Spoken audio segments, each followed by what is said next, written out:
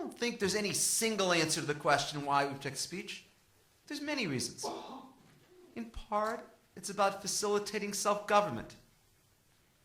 Hard to imagine how a democracy could work without freedom of speech. It's speech that allows us to advocate for one candidate and to criticize another. It's speech which allows us to praise what the government's doing or challenge what the government's doing with the hope of changing the government's policies. We also protect free speech because it's a path towards enlightenment, towards better understanding. Speech under the First Amendment that's protected is not just limited to that relates to politics and self-government. Much more than that is protected. And that's because we believe that the exchange of ideas will help inform us all. And we hope that in the long term, it will further the search for truth. Likewise, I think a key value of the First Amendment when it comes to freedom of speech is tolerance. We need to be tolerant of the messages we dislike as well as the messages we like. The reality is we don't need constitutional protection of free speech for the speech that we approve of and that we agree with.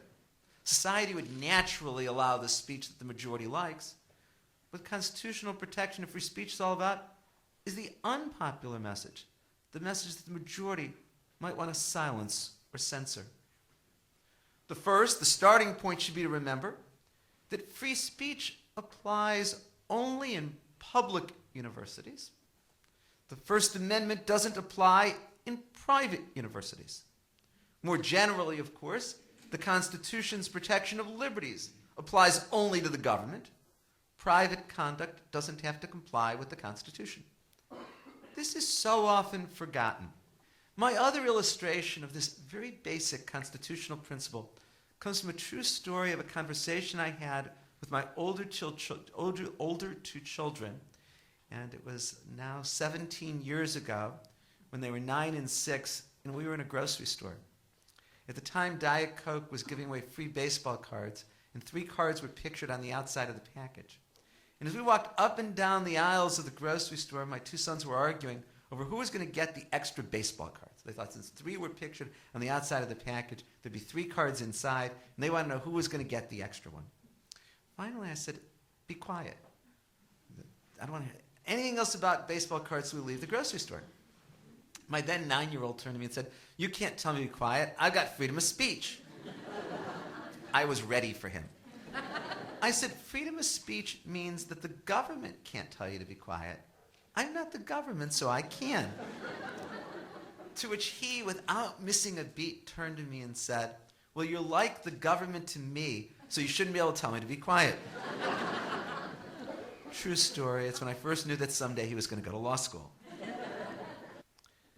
Second principle that I would identify is that the constitutional protection of free speech is not absolute.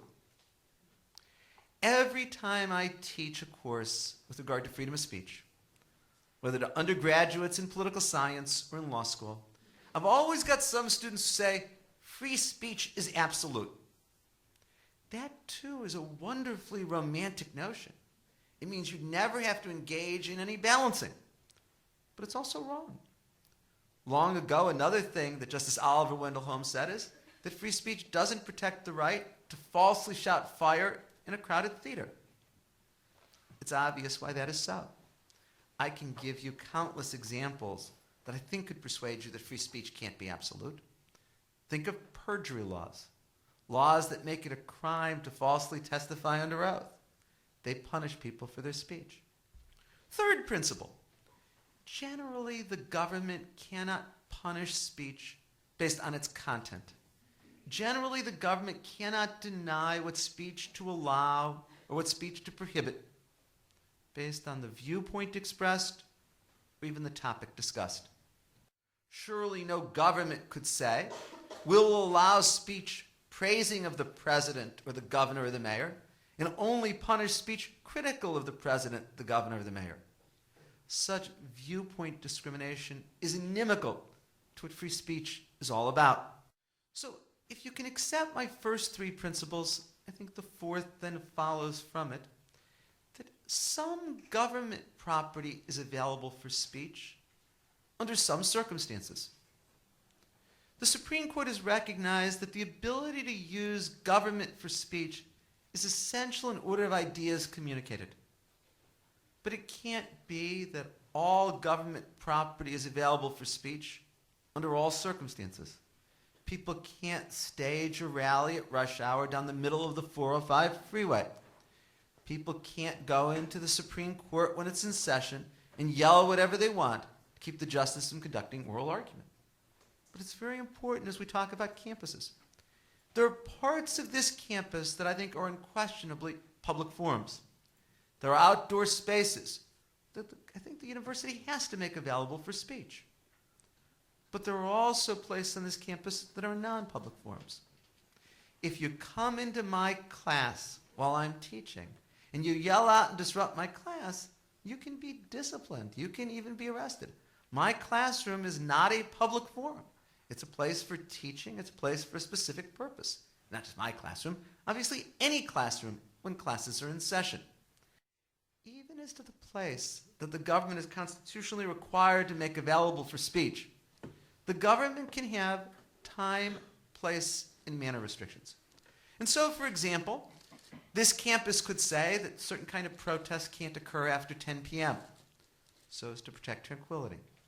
This campus or any campus can say there's certain places in which we'll allow demonstrations and others where we won't because we don't disrupt classes or research or use of the library. Certain manner of speech can be prohibited. I think this campus could prohibit bullhorns in sound trucks while it can't outlaw all speech. And we can argue and lawyers can litigate over what are reasonable time, place, and manner restrictions, but it's clear that they can be there. Well, finally, my example, what about Monday night? My guess is the reason the attendance is larger than expected and they moved to a larger venue was the events from Monday night. I think that the university handled it in exactly the right way. There was a speaker brought to campus, and as I understand it, one after another, individuals stood up and yelled out to disrupt it. And I've heard from several in emails and messages that they were just expressing their free speech rights. But remember, free speech isn't absolute. Remember, there can be time, place, and manner restrictions. You have the right to disagree with me by going outside and having your own speech, holding up signs and banners, and there'll be a question and answer period where, so long as you're brief, you can disagree with me there too. But you don't have the First Amendment right to come in here now in a sponsored activity and try to shout me down. The university can create a time, place, and manner restriction that protects that. In fact, a university has to have such a rule.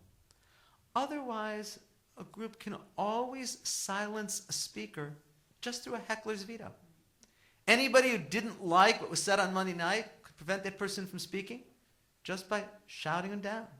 And then when somebody from an opposing view came, well, that person could be shouted down. Babel results. The Supreme Court has long made clear that we can't tolerate a heckler's veto, or otherwise, effectively, there is no free speech. And so I do not believe that those who interfered with the speech on Monday can reasonably claim that what they were doing was protected by free speech. It's not protected under the First Amendment. They can be punished for disruption. They can be disciplined by the university. I make no judgment about whether they should be. The processes that are being followed need to come to their completion.